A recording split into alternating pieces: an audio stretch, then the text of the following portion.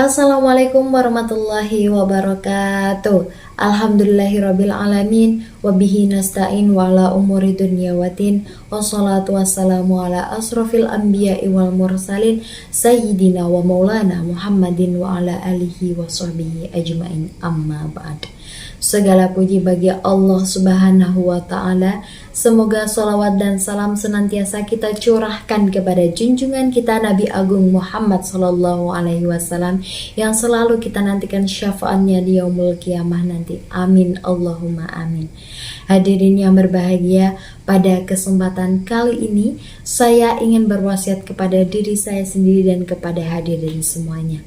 Hendaknya kita sebagai seorang muslim wajib untuk bertakwa kepada Allah sebaik-baiknya bertakwa, seperti firman Allah yang sudah terdapat pada Quran surat Al-Imran ayat 102. A'udzu billahi minasyaitonir rajim. Bismillahirrahmanirrahim. Ya ayyuhalladzina amanu taqullaha haqqa tuqatih wa la tamutunna illa wa antum muslimun. Artinya, wahai orang-orang beriman, bertakwalah kepada Allah dengan sebaik-baiknya takwa kepadanya, dan janganlah kamu mati kecuali dalam keadaan muslim. Quran Surat Al-Imran ayat 102.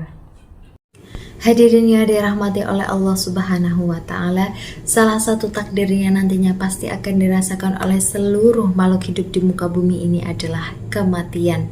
Kullu nafsin dha'iqatul maut, semua yang bernyawa pasti akan mati. Dari Quran surat ini kita mengetahui bahwa setiap makhluk hidup sudah ditetapkan ajal kematiannya. Suka ataupun tidak, mau ataupun tidak, pasti kita akan menjumpai kematian tersebut. Meskipun kita sudah menghindari dengan berbagai upaya apapun, kematian tersebut akan menjumpai kita. Dan dimanapun kita bersembunyi, kematian itu akan datang menghampiri kita jika waktunya telah tiba. Kita tidak akan pernah mampu menghindari yang namanya kematian, karena kematian merupakan salah satu takdir yang ditetapkan oleh Allah Subhanahu wa Ta'ala sebagaimana firman-Nya. Bismillahirrahmanirrahim. Aynama takunu yudrikumul maut walau kuntum fi burujim musyaddah. Artinya, dimanapun kamu berada, kematian akan mendatangimu, meskipun kamu dalam benteng yang kukuh. Quran Surat An-Nisa ayat 78.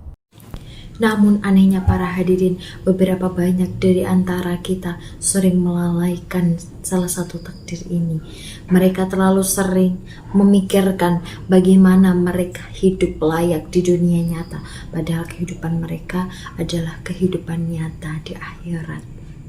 Mereka terlalu sering mengejar cita-cita, mereka selalu tergiur akan berkelimangan harta di dunia, sampai-sampai mereka tidak tahu bahwa kehidupan di akhirat adalah kehidupan terakhir mereka. Setiap langkah yang mereka langkahkan adalah langkah menuju kematian, tapi tidak tahu di mana mereka berhenti melangkah, dan setiap detik adalah detik-detik menuju kematian. Allah Ta'ala pernah berfirman, Bismillahirrahmanirrahim. Wa ma tadri nafsum bi aidi ardin tamut. Artinya, begitu pula tidak ada seorang pun yang dapat mengetahui di bumi mana dia akan mati. Hadirin yang dirahmati oleh Allah, perlu kita ketahui bahwa kita tidak akan mengetahui di mana, usia berapa, bagaimana keadaan kita ketika sudah tidak lagi bernyawa. Ada sekali banyak usia muda yang sudah diambil nyawanya, usia senja, bahkan usia balita.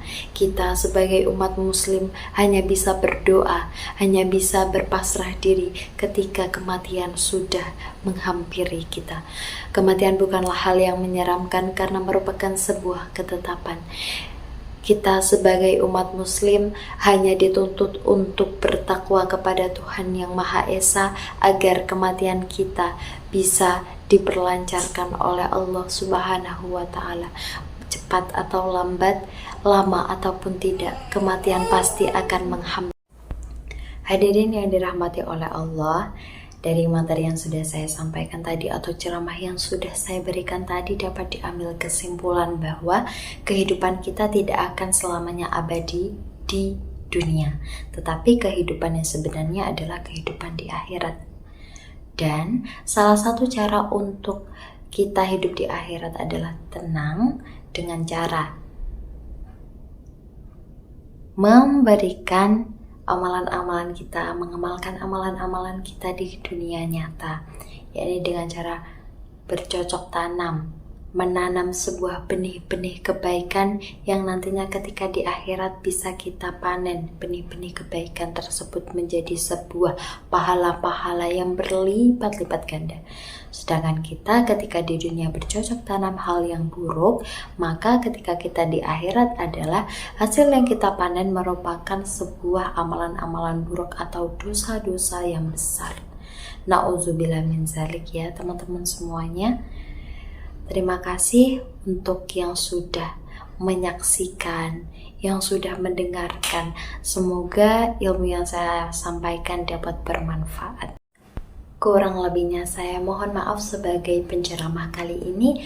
Wassalamualaikum warahmatullahi wabarakatuh.